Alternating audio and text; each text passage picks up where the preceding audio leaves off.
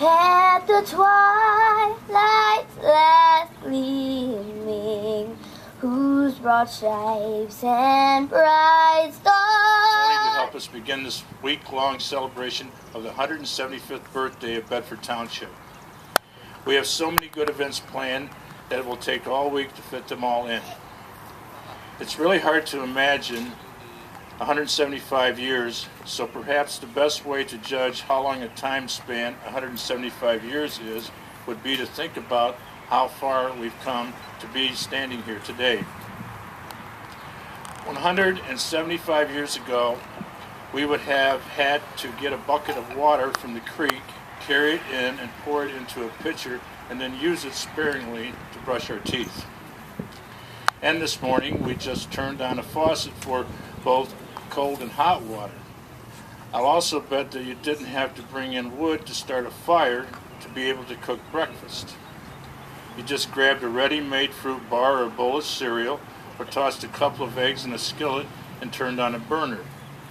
And when you got dressed, you had more than one pair of shoes to choose from. And how many of you walked here this morning?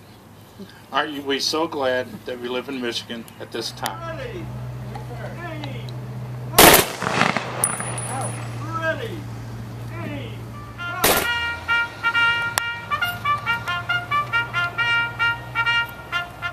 Whereas on March 23rd, 1836, the legislature of the state of Michigan approved all of the portion of the county of Monroe designated by the United States Survey as Township 8 South of Range 7 East, B, and the same is hereby set off and organized into a separate township by the name of Bedford. And whereas on March 20th, 1837, all that portion of the county of Monroe lying south of the township of Bedford, B, and the same is hereby attached to and made part of Bedford Township, according with the lines of the said township. Any law to the contrary, notwithstanding, this act shall take effect from and after this first day of April next. And whereas the first election in Bedford Township was held on May 2nd, 1836 at the home of Levi Lewis at 166 Samaria Road. And whereas William Dunbar was elected the first supervisor and Theophilus Osgood was elected Birthday to you, happy birthday to you, happy birthday.